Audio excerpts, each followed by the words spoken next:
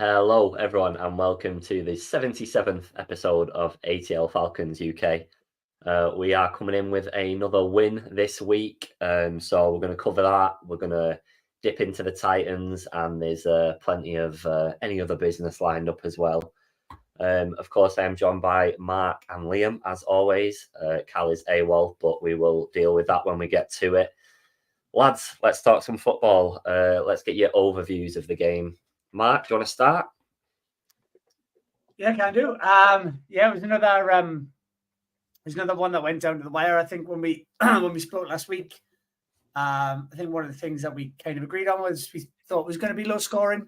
Where there was two really, really competent defenses on the field this week. So I think we, for the most part, gave a good account of ourselves. I mean, I think rather than going into it right now, there's obviously some more mistakes that we need to get into, but I still am seeing improvement from this roster. And when I say this roster, I mean all over. It's great to see Pitts and London sort of back in amongst it again.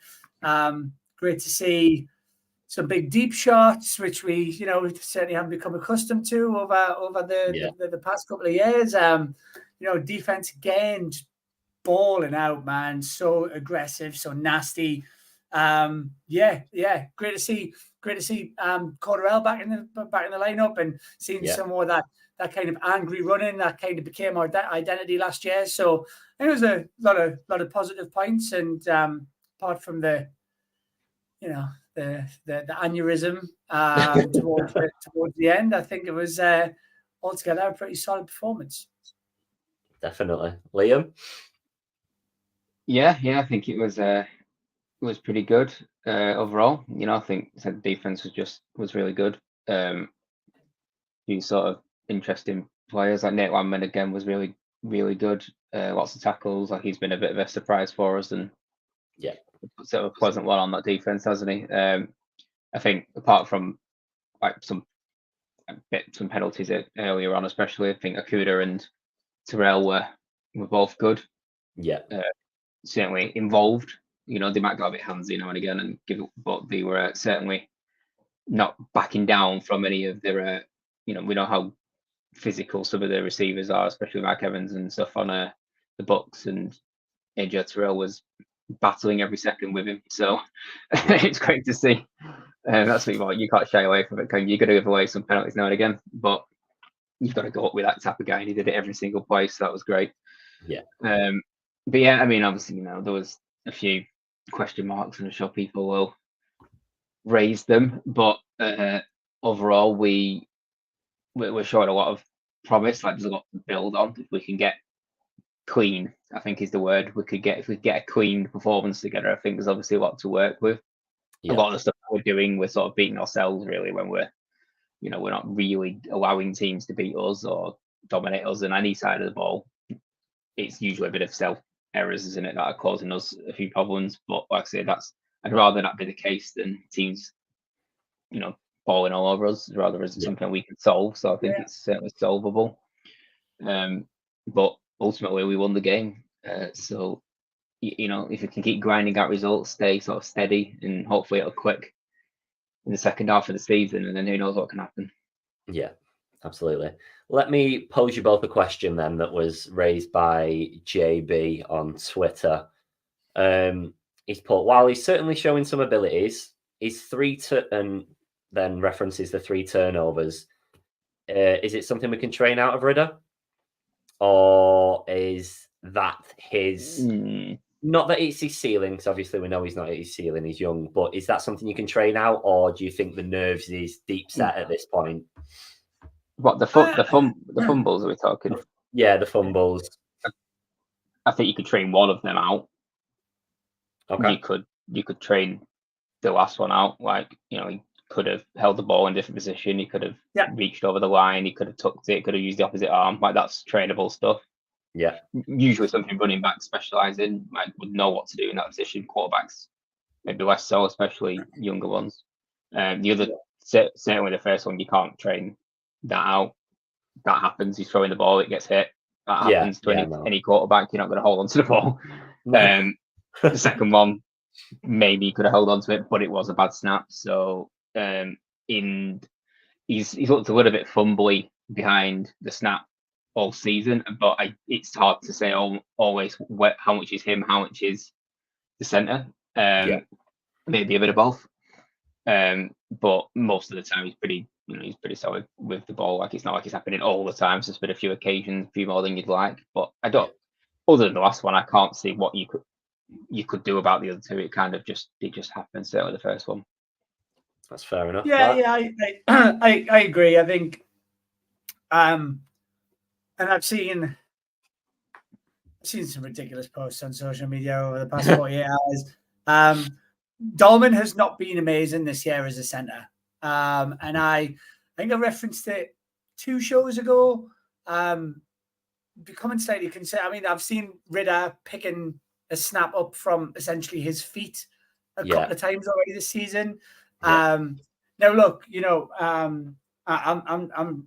he's also young, right? So, like, again, kind of, you kind of hope that these things do get better with experience. I think that bad snap is fully on Dolman. I know you're kind of half and half, Danny, and I know some of the aficionados over on Twitter would disagree with me.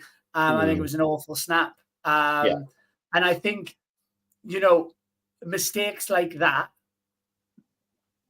automatically cause the entire fan base, especially the side of the fan base that desperately want Ridder out and to be burned alive at the stake. They're just going to blame him anyway. So Dolman kind of gets away scot-free because everyone's so hyped about shitting on Ridder. Pardon my language, and I know I said that I wasn't going to swear very much this season, but I'm kind of getting sick of it. So, and it's the only way that I can really use to describe it at the minute.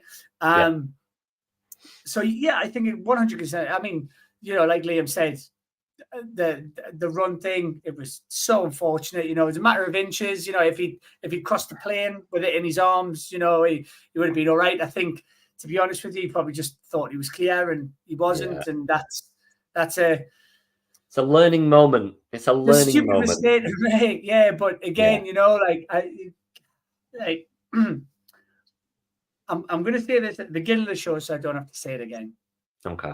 If we are so determined to absolutely decimate this kid after 10 career games, then what's the point? We're expecting a guy 10 games into his career to know. To have the experience of a 5-year vet, I'm hoping this is, these mistakes are going to be the making of them. I keep saying they might not be. Like, I'm still not. I wouldn't say I'm fully sold, but I am kind of like I kind of. What I'm now doing is I'm not on or off. What I am doing is I'm going along this year, and I'm going to go. Let's just see how this goes. Yeah. Because let's face it, boys, right? We don't end up with a winning record, then the likelihood of it is he's probably not going to start next year anyway, right? But if we do end up with a winning record, it's kind of a different situation. It's a different conversation, and I'm kind of so I'm so drained of. Let's talk about all of the bad stuff that he does, like somebody who will remain nameless in this conversation said to me, that play was embarrassing when Dolman made a bad snap. And I'd say, but yes, it was, because the centre just made an embarrassing snap. Yeah. Like, and I chose violence this evening while I was on Twitter having a little scroll. And a local Atlanta journalist who will also remain nameless, said something along the lines of, just having a go at him and drivel. And and I was just like, if what on earth, or how are we going to develop anybody if we don't give him a shot? And it's a problem, right? Because he's the most important player on the field. Mm-hmm. So, And one of the things struck me is his point was about the Falcons fans having to suffer 5 years with no playoffs. Mm-hmm. So actually, what that's saying is we've got 5 years of pent up frustration. Yeah, that we're going to take out on a kid who's 10 career games in. There's had no implications, no effect on that. 4 last year. Yeah. And we're 4-2 now. 4-3 now. 4-3. Yeah.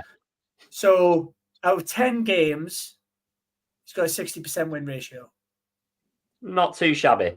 Which isn't, well, I mean, it's not. But again, it's his first 10 games. Like, yeah. You know, and I can't get away from, because you asked the $1 million question, Danny. Mm-hmm. Can it be coached out with him? Well, I guess it's 50% up to him, and that's 50% up to our coaching staff. Yeah, absolutely. I think this is the problem as well. He threw 25 balls and hit 19. Like, statistically, percentage-wise, it's not that shabby. It's just there is moments in the game where he does look inexperienced, but he is exactly that, inexperienced. I said to Mark before the show, we put a poll out on Twitter last night asking how many of the fumbles did we think actually fell to Ridder. And I think if we put that out now and people weren't as dead set on yes, very good wording. I think the statistics would be very different, because at the moment we've got 34% at 1 was his fault, which I'm full on board with that. That's absolutely fine. We've got 43% on 2 and 23% on 3. I said to Mark, I would have accepted 1.5 as a push. That's me trying to play it down a little bit in terms of it was the snap. The snap instantly puts you in a disposition. Your placement's different. The ball placement's different. People have moved in a different dynamic to what they would have. So at 1, maybe 1.5, I'd give you. I just want to pose something to the group as a little bit of food for thought. Jordan Love sat behind a Hall of Fame quarterback for 3 years. Yeah. Came into the NFL and he has been fraudulent at best. Yeah. Desmond Ridder sat behind Marcus Mariota for 10 games. Yeah. Jordan Love's a first-round pick. Desmond Ridder was a third-round pick. Yeah. And right now, if the game's on the line in the fourth quarter, I know who I want throwing the ball. Ridder. And you know, I mean, people can come up for saying it, but you know, fourth quarter Ridder. I mean, we were talking about fourth quarter Ridder after game 2, right? So I mean, I know in some fourth quarters may be different than others, but you know, if the game's on the line, the thing is, for all of these sins that everybody likes to outline because there's a vendetta around him, he moves the ball up the field very, very fast when he gets going, when he gets on a roll. We move. And I said this last week. I think this is the most frustrating thing for me that will continue to be, right? You do all the hard bit really well. Yeah. Which is getting down the field. Yeah. Getting us in a position to get it into the end zone. Yeah. Like, it's almost effortless.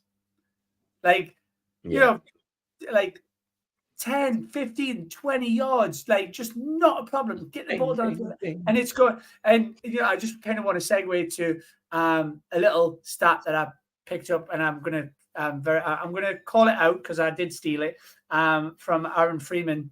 No, it's not Aaron Freeman. It's Rise Up Reader on Twitter. And the Falcons offense is currently 12th in the NFL in yards per game. Stunning. But 28th in points. Yeah. But so 12th in yards per game, 28th in points per game. So the red zone's where we've got to get better. I wish that stat was really shocking, but we watch it week in and week out, don't we? How fluidly we can move the ball, and then how many times are we sat there going wrong play, or bad ball, or but if it's a wrong play, then that's not a on coach. him. That's not this. Yeah. I think we had that thing when we're not getting those bigger end zone plays all the time. We're working our way to the end zone and trying to get into it all the time, which some teams don't do. Sorry, 2 seconds, right? I've got to jump on this before I forget it. Paul, no. I'm sorry, mate. Right. Apart from Kelsey, Mahomes has got the worst wide receiver room in the NFL. And everyone on that team still scores touchdowns. So, sorry, not taking that talk. Yeah, I think we've our argument. I'd expect to come back in the comments right now, see what's going on. Yeah, I think we do. We struggle to get the end zone plays sometimes, don't we? We're not efficient all the time, but I think we need to be a bit more creative around that area, or play to our strengths a little bit more. I think we got. I did notice the commentator of the game, validated some of my previous comments about saying that Ridder needs to stop being a fastball pitcher all the time, and take a little bit off some of them, because he just lash the thing at people sometimes. Which obviously does look, sometimes obviously, most of the time it works, but there's a time where you just got to take it off and float it into the guy's hands a little bit, which I'm sure he'll come with time as he learns how to do better ball placement. I can imagine when you're in that scenario and guys are coming at you, I'd be slinging that thing everywhere as well, as hard as I could. So I can kind of get why you do it, but I think I'd be more worried if we weren't moving the ball than scoring the points, if that makes sense. Like if we couldn't get the ball downfield, we're never going to score points anyway. So I'd rather be in a position to score points and have a few struggles that we can work on than not get anywhere near the thing in the first place. If we can get a couple of bigger plays, we had some bigger plays in this game, which was quite good. Not really sort of your end zone plays, which I'd like to see some more of those longer breaks to the end zone come into play. But I think we're progressing, aren't we? Yeah, definitely. Yeah. A throw to Algier, really, obviously, I thought, like I was talking early on in the season, where I feel like when he gets out of the pocket, sometimes he's made a bad decision, or sometimes ran into a corner, or he's not thrown the ball, or he's panicked a little bit, but he made the perfect throw. He almost faked the run to the sideline, drew the corner in, and lobbed it over the top of him to Algier. That's exactly the play that I think is his number one strength. Like just fading out the pocket like that and making that throw the run, I think is probably his best pass he's got, and it's great to see him starting to be more relaxed with it a little bit, and just he didn't panic. He kept his eyes downfield, drew him in, and made a great play. That could have been I think Algier sort of almost stiff-armed too early, didn't he? I don't know if you noticed that he did it a second too early before the guy actually made the tackle, and ended up making a tackle. I think if he'd have made that stiff arm, he'd have been gone for a big, maybe even all the way to the end zone. So there's big plays there, isn't there? I think one thing again, a lot of different targets. Again, Scott Miller, Van Jefferson, Cardarell Hodge, I believe, got one as well. Like again, he's not just good, but I think one thing that's becoming very, very noticeable, starting to use Pitts more, and 100%. I think that he's almost becoming that kind of game on the line, right? He's my guy, because that throw to Pitts for in the final drive, with 40 seconds on the clock, whatever, was just wonderful. And that's again, we've said it a lot of times, right? We've invested so heavily in these weapons for him. I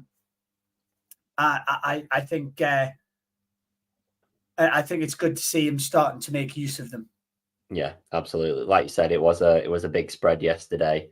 One of the standouts as well, Drake London is now the second fastest ever Falcon to receive to be be targeted 100 times or have 100 receptions. Wait a minute. No, 100 receptions, second fastest ever in franchise history, which is delightful considering the circumstances that some people claim that he's been under. So I'll take that. Yeah. I mean, that dude is a big dude to be flying upside down and landing directly on his buns. Like, that is that's a lot of weight, isn't it? Yeah, well, I mean, listen, again, I mean, we all knew Drake was tough, but I watched that and I really, really feared for a couple of seconds that he would at least be an inch or two shorter. But it was some attempts to get the ball in the end zone, and again, it's that hunger. You can tell that hunger's there in that offense. Yeah, no, I agree. Yeah. Got a little comment. This is yeah. Go on. He does.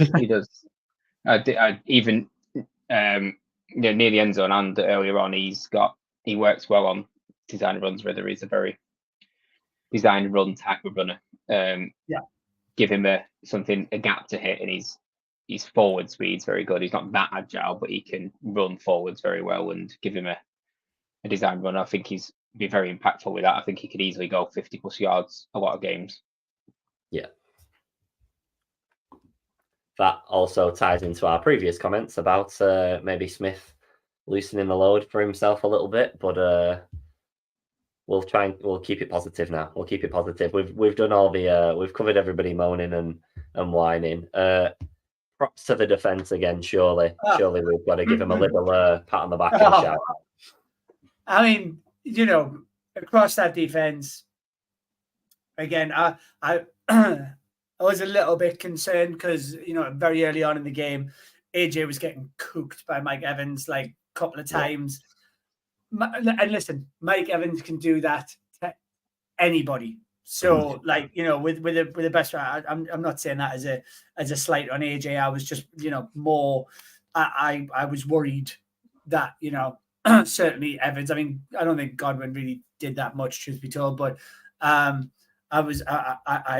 he's always a good pickup in fantasy, right? Because, like I say, he can just do that to any team, and it was so good to see how nasty. And actually, again, with those pressures and the sacks are coming. Ebiketie now looks like he's getting a few more reps in that defense, which is great to see. Calais just doing what Calais does, which is everything about this defense is genuinely, I've never known Atlanta to have a defense like this. It's brilliant to see. Coach Nielsen's done a brilliant job. Caden Ellis again, so strong. And I remember when Michael Walker, when we released him, I remember everyone being like, I don't know whether he was just a couple of people's darling or whatever, but I did worry about us in that sort of linebacker position, and I worried even more when Troy was obviously named out for the season. But as Liam's already alluded to, Landman, it's just wonderful to see. And still, we remain the only team in the NFL to not allow any rushing touchdowns scored by running backs. Which is bonkers. Never did I think I would see the day. Real. That is a great start, isn't it? It is. It's beautiful. That is crazy. Like, and you can say it. You can say what you like about because the defense still isn't perfect, and it isn't. And but to see how far it's come in such a short space of time. And listen, we've been very vocal. Give Grady Jarrett some help, please. Somebody give Grady Jarrett some help. And now we're in a realm where they're putting in a relative unknown in. I keep forgetting his first name. LaCale London, I think. LaCale, yeah, something like that. Who nobody really new. And he's taking reps for Grady and Onyemata to keep them fresh. I mean, that, it's finally got a defense to be proud of. It's just wonderful to watch. And I guess, dare I say it, and I don't want to jinx it, and I know we're really good at it on this show, but I feel safe when they're on the field. Oh, God. No, I agree, though. I mean? I agree. You don't get that rattly feeling where you think, oh God, throwing my camera. You don't get that rattly feeling where you're thinking, like, there's definitely a long drive coming in. Yeah. I don't get that anymore at all. Not that we're immune to it, but I have noticed, and we've said it about the offense, right? And I think it is worth calling out the defense. We're very much a second half defense, because we do tend to let up those points. Like Baker was getting some luck throwing the ball down the field, against Tampa, and obviously it's happened before. We do tend to get cooked in the air, and I still think Okuda and AJ have been a really, really good partnership this year. But I guess it just still feels to me like we can 100% trust them to shut out in the second half.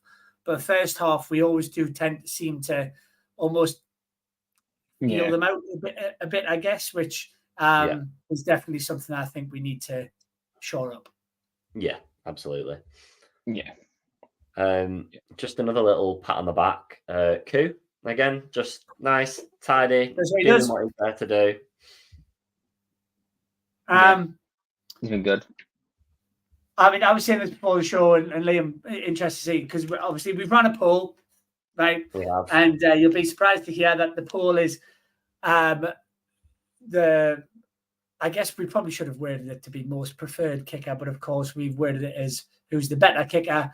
And of course, sparks more arguments, which we shouldn't be surprised in the Falcons fandom. But I think it's like currently like 51% Younghoe Koo and 49% Money Matt. Still that amount on 358 votes so far. And I just wanted to put a little bit of conversation to the debate. I think that over recent years, Younghoe Koo has won us more games. Therefore, he almost feels more important. Whereas Money Matt just was here forever, consistent, didn't have to win us games because we weren't that kind of team then, right? Yeah. So I guess that's kind of my viewpoint on it. I wouldn't say I've necessarily got a preference. I love them both. No. I think we definitely worded that poll not so well, but I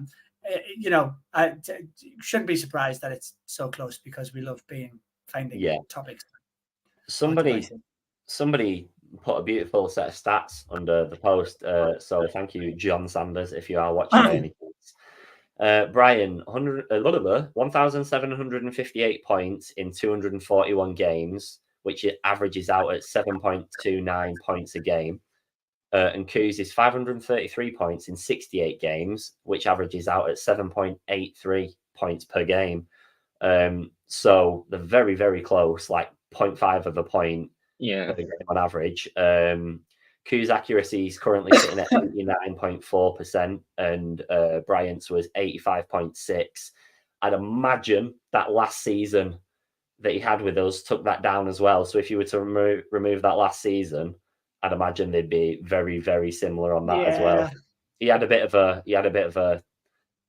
drop in form, but overall, that's. I know, but I mean, he had a drop in form because he was about 65 years old. So I was baffled. I knew he was old, obviously, but then I checked his age. I'm sure he's 48 years old now. Yeah, he was definitely in his 40s when he came back for that last year. 100%. Yeah.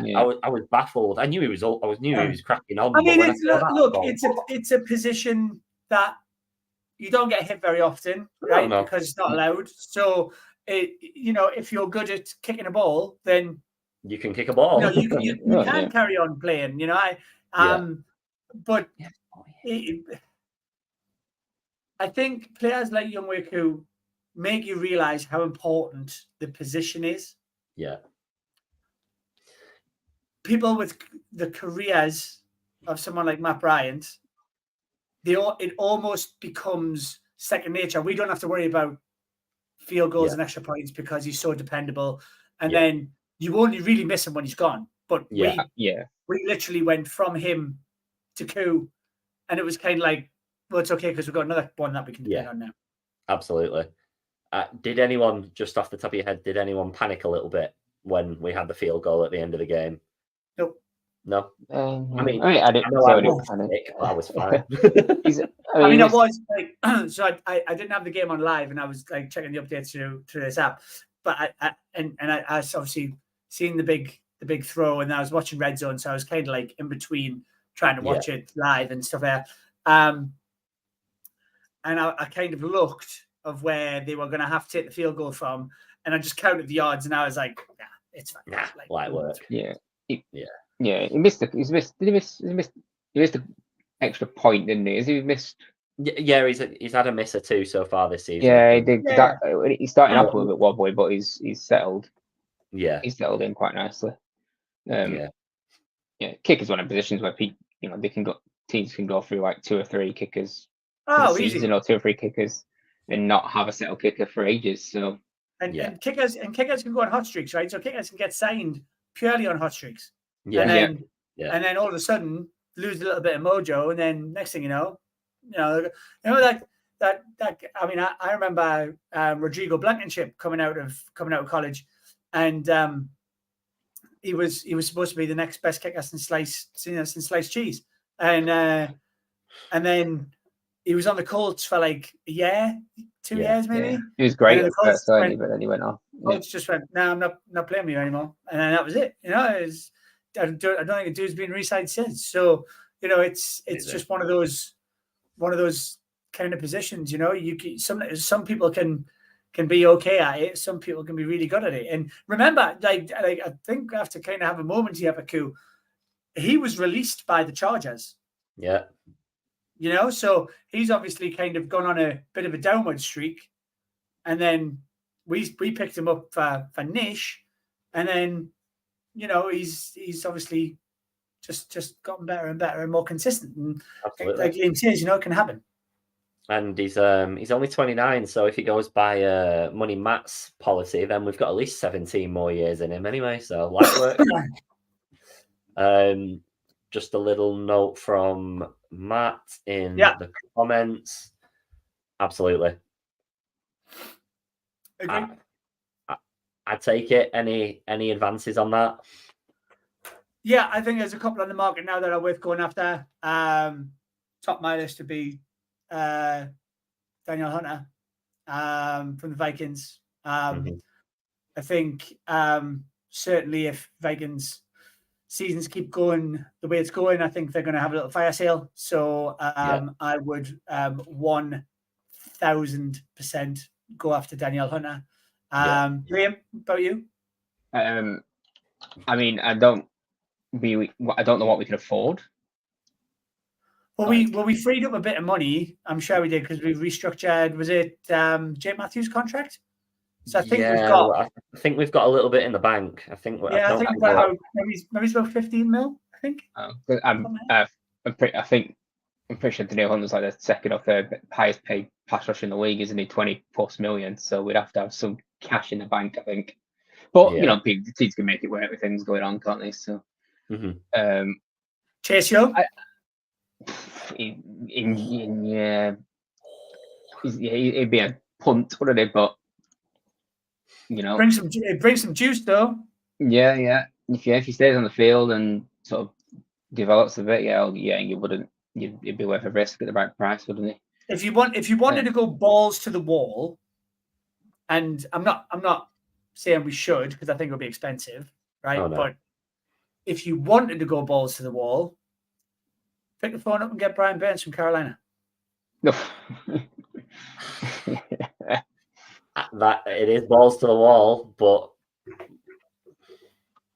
I mean, listen, look, divisional rival and everything aside, I mean, look, the Panthers spent the farm on on the boy from Alabama, right? So they're gonna need draft capital. So yeah, very true. He's out of contract. Is he signed? Is he? He's on his 5th year, isn't he? I think he's on his. I think he took his 5th year option and last year. This is his 5th year on the option. I think, isn't it? Yeah. Yeah. I think that's right. So he will be a free agent next year. Unless in theory, this is what I'm saying. Yeah.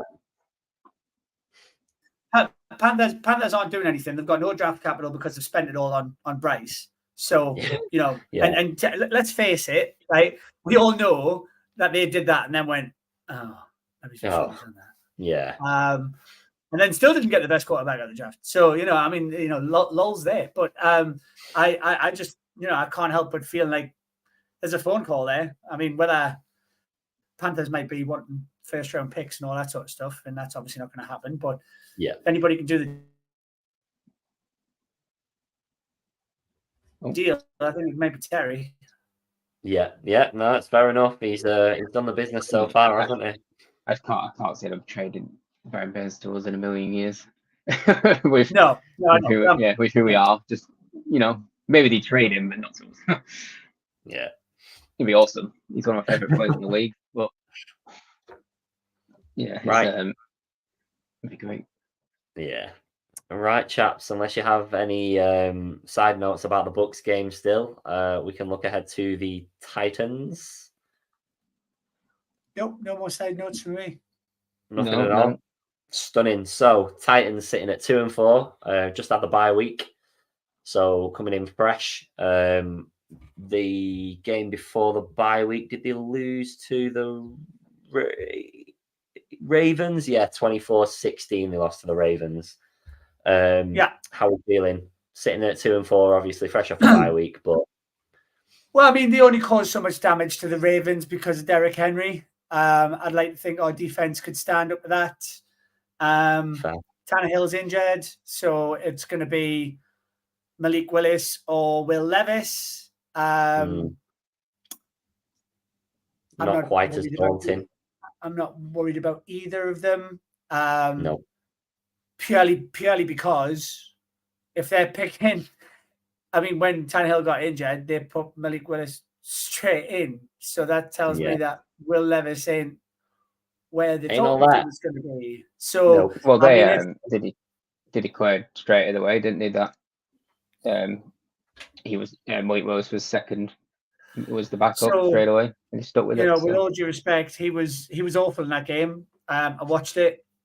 He was slightly less terrible than he was last season, but he was still pretty awful. So, and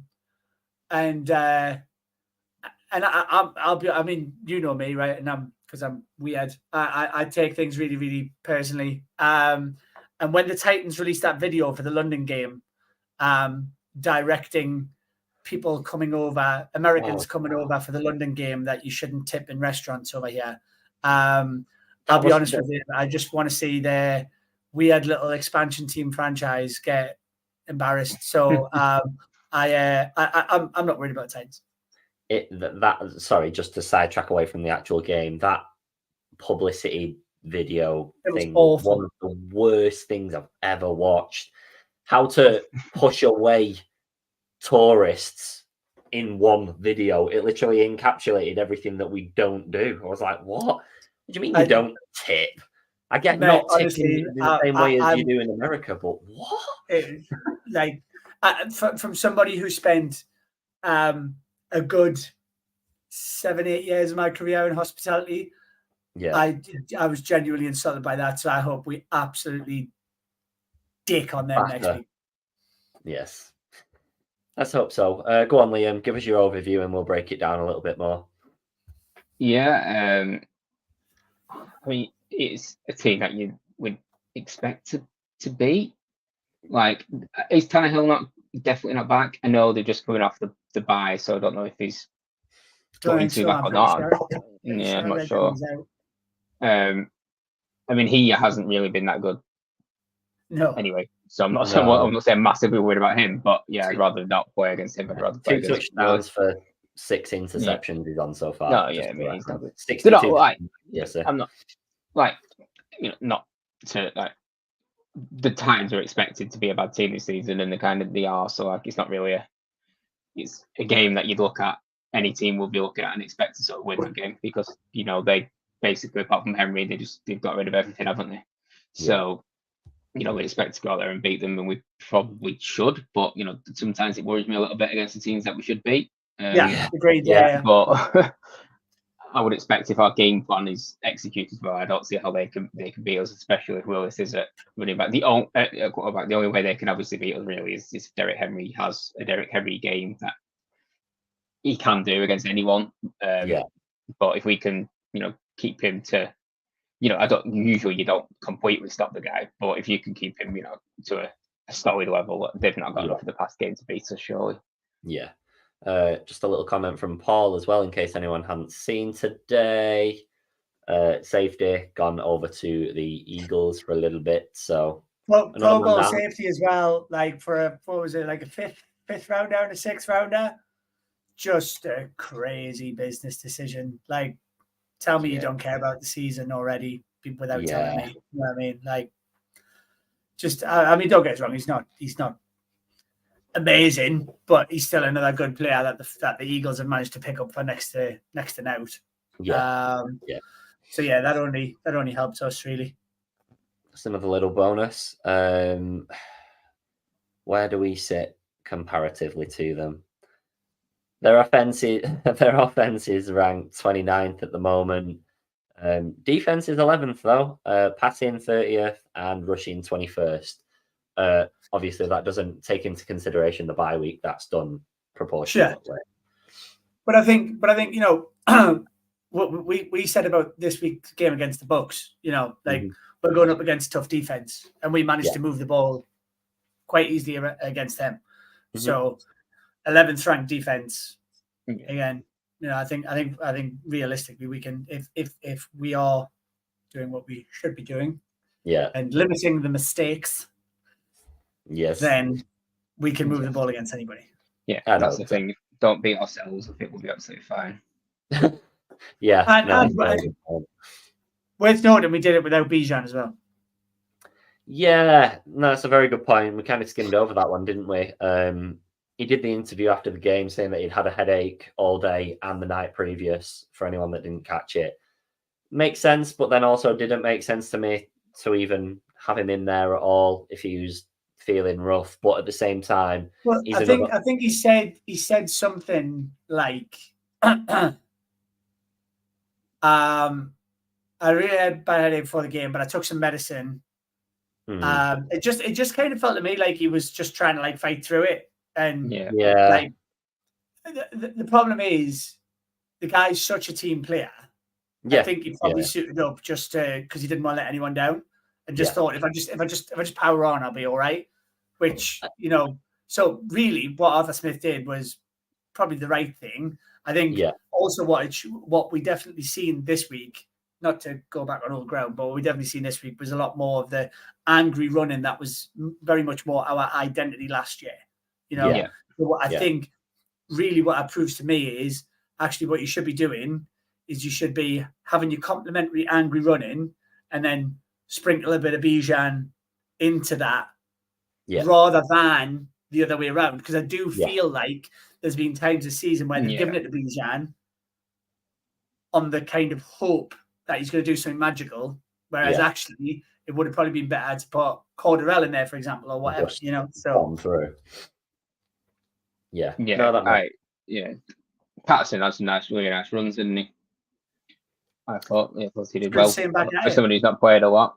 I did get a little bit twitchy when there was trade rumors surrounding him, just because we'd get a little bit for him and he wasn't really playing and stuff. But it never really seems worth it for me.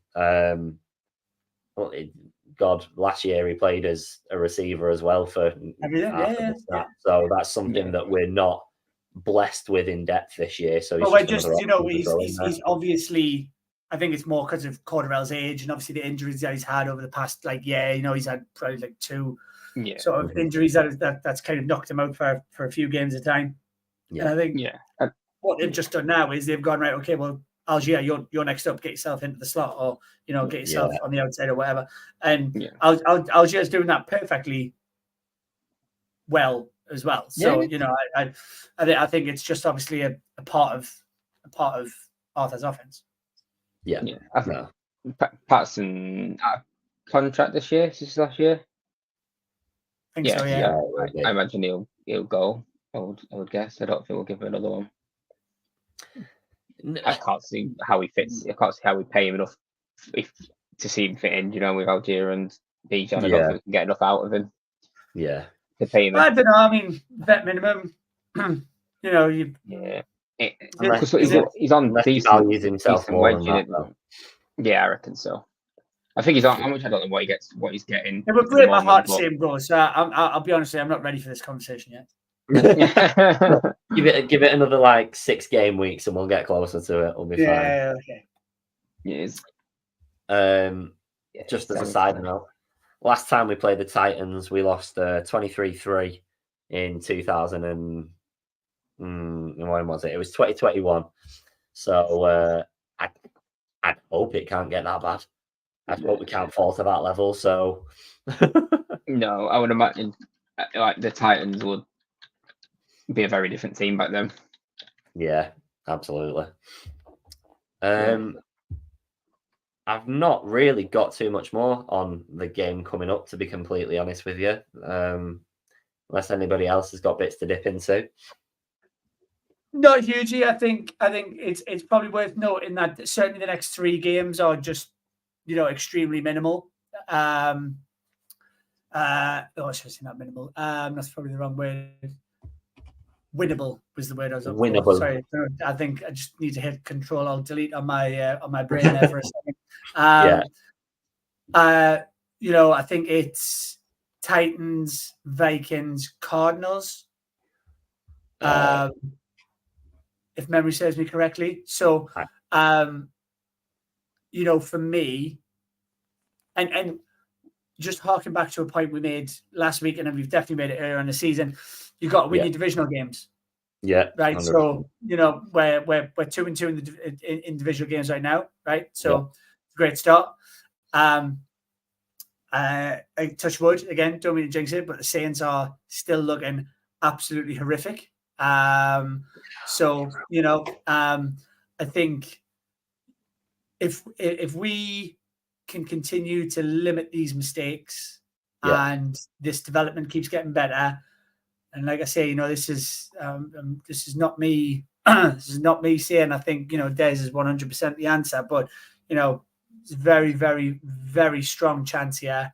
And if they're serious about getting to the playoffs this year, as we said earlier on, go and get an absolute stud pass rusher. Yeah. And let's have a real go at this, because we've got an opportunity to get back to the playoffs. Yeah. How much of a run we can make when the 49ers and the Eagles are there? Okay, it's probably a fair point, right? But that's the progress that we wanted to see. We said at the beginning of the season, we wanted that was really the ambition this year to get to the playoffs. Oh, so yeah, hopefully that's enough incentive for them to get these issues coached out. Just on the back of your point that you made there, I'll get it back up just for reference, but that is a very fortunate stat at the moment in time, isn't it? That doesn't look too shabby. I'd imagine that won't be the case by the time we get to everyone, but it's been a mad season. And you're seeing it all over the NFL. I don't think I thought the Jets aren't on the 500, are they? Are they? Are they at 4?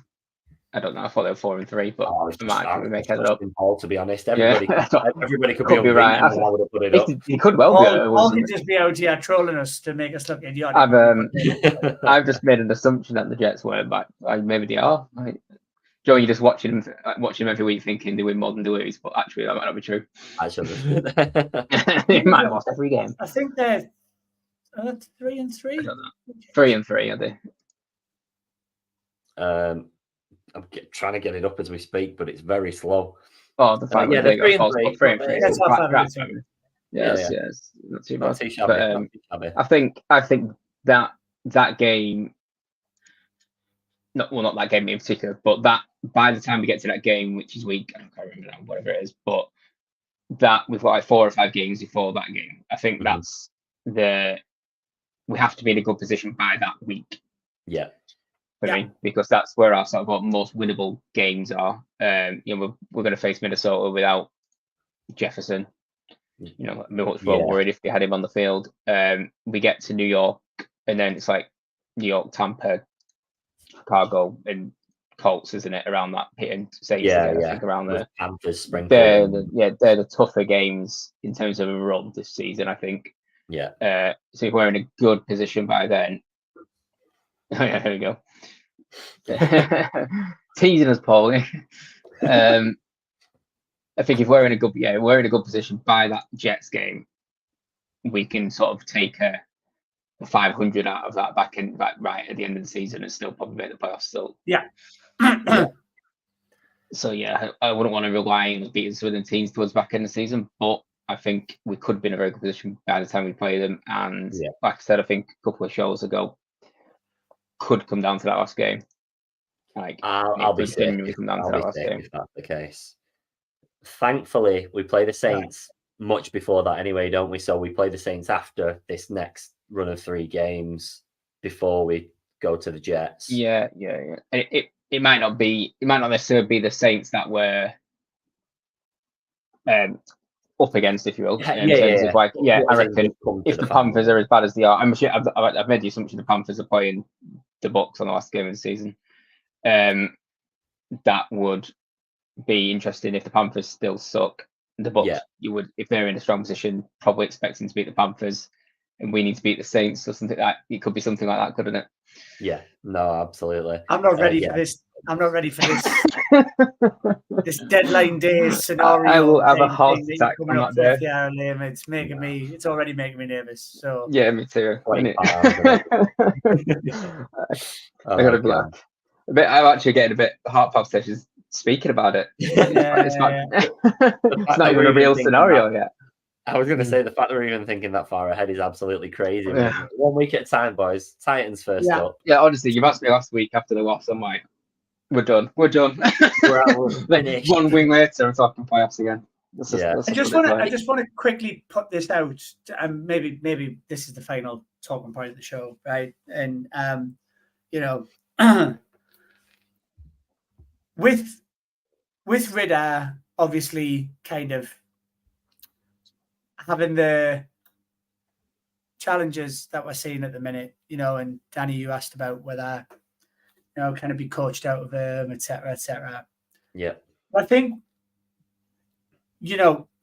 especially given that speech you gave last week where it almost kind of brought a tear to my eye because the kid sounded like, all he wanted to do was just, give the honest answers and not give not talk crap and just just try and not justify, I guess, but take responsibility, right? Yeah. And after those 3 red zone fumbles, can we just take a minute at least to admire the character that every single time he made a mistake, he then got back on the field and then drove the ball down the field again. Yeah. And again, I know nearly every time when he got down there, it didn't necessarily have a great ending story. But I think that takes a lot of guts, a lot of balls, a lot of character. And is this kid necessarily going to be elite? Well, okay, no, probably not, right? But I mean, you kind of taught when you play the game, don't worry about what just happened, just go out and make it right. Yeah. That's one of the things that, really kind of hit me in this Bucs game is every time he got back on the field, I was like, oh, is his head going to be up his arse? Because he doesn't, is it going to affect him? Is it going to affect him? And it just doesn't. No, it does not seem to. Does not see it. He believes in himself, doesn't he? And I know he's been making mistakes, but he's clearly got a lot of confidence in his ability or his potential ability. You hear this word a lot. And ironically, it's usually on American football podcasts, right? But and I used to hear it about Dak all the time. Yeah. Which used to really annoy me because I really don't think that it really applies to him. But they always say it's more about the intangibles, right? So it's more about what you can't coach. Yeah. Right. So you can't coach somebody, or you'd have to work really, really hard at it if you could, to be able to convince somebody, to give somebody that mindset that they've just had three of the most, I mean, probably not three, but certainly two of the most ridiculous cock-ups you could have possibly asked for to go and put the game out of sight. Yeah. But you still have it in you to go on, no, I'm not gonna think about what just happened. I'm gonna drive that ball down that field. I'm gonna get it as far as I can. Pitts is my guy. He's getting it again. And we're gonna go and win this football game with 40 seconds to go in the fourth quarter. Yeah. Now, you know, my question is, you can say what you like about this kid, but he's got something. What better quality could you want in a quarterback, regardless of whether he makes mistakes or not, that could, easily be coached out of his game? Yeah, absolutely. His post-match presser, I don't know if you caught that. It was only a brief line. He said, at the end of the day, there's no magical potion to fix fumbles. It's just strapping up and knowing that you have to protect the ball. So he basically just did a little one-liner, shut him up and said, leave me to it, basically. He's going to be very conscious of the errors he's making. He's under no illusion. He doesn't want to make them. Do you know what I mean? Exactly. Yeah, people on Twitter saying, he's doing this, that, and the other. He knows. He's the one making those mistakes. But like you said, hopefully it could be the making of it. There's going to be no one analysing it more than him. No, absolutely. That's what, and it just struck me that, it doesn't matter what you do in any walk of life, in any sport. Yeah. You see so many instances of people's heads going down. Yeah. And like Titans, for example, I think it must have been the London game, and something happened, and I think it was it was a scuffle or something like that. And DeAndre Hopkins literally just sort of like he wasn't even involved in the play, but there was like some fracas or something like that, and he just sort of just turned around, looked, and then just walks away. Yeah. You just go, wow, you're the veteran receiver that they've put, fair whack of money on to bring the franchise to try and paper over the cracks of, mediocrity. And you're just not asked. And at least we can be invested in the fact that our quarterback is asked. He does want to get better. Very much so. Very much so. Sorry. Yeah, go on, Liam. Sorry. I was going to say, I don't, I'm not worried about any of his physical attributes either. Like I said previously, not worried about him not physically being able to do anything. I think he's got every physical aspect a quarterback could need. I think he's got the right mentality. He's just got some, question marks and mistakes in him at the moment, which, he'll either drop or he won't. But I guess as long as, every quarterback makes mistakes now and again, it's just obviously it's a little bit too frequent. But if it's stuff that we can coach out, then, there's plenty to work with, isn't there? Yeah, absolutely. 100%. I was gonna say I could see your eyes twitching. Wild card spot. No, wild card spot. Wild card spot. We are going to the playoffs. Your Majesty, we are winning this division. There we go. No one needs the wild card spot. Well, yeah, I don't think we would. Would we get a wild card spot? I mean, the NFC is crazy right now. The NFL is crazy right now. Just because, it's some of the stuff that's happening across this league. I don't even have an explanation for some of it. Like the Bills losing to the Patriots this week. Like, what's going on? Yeah. Like it's going to end up being one of those funny years, and years like this happen. Yeah, but when it gets down to business ends, I think we should win the division. Yeah, I mean, I'd be surprised if at the NFC South, with the way it sort of is, I'd be surprised if the NFC South delivers a wild card team. I would agree with that. Yeah.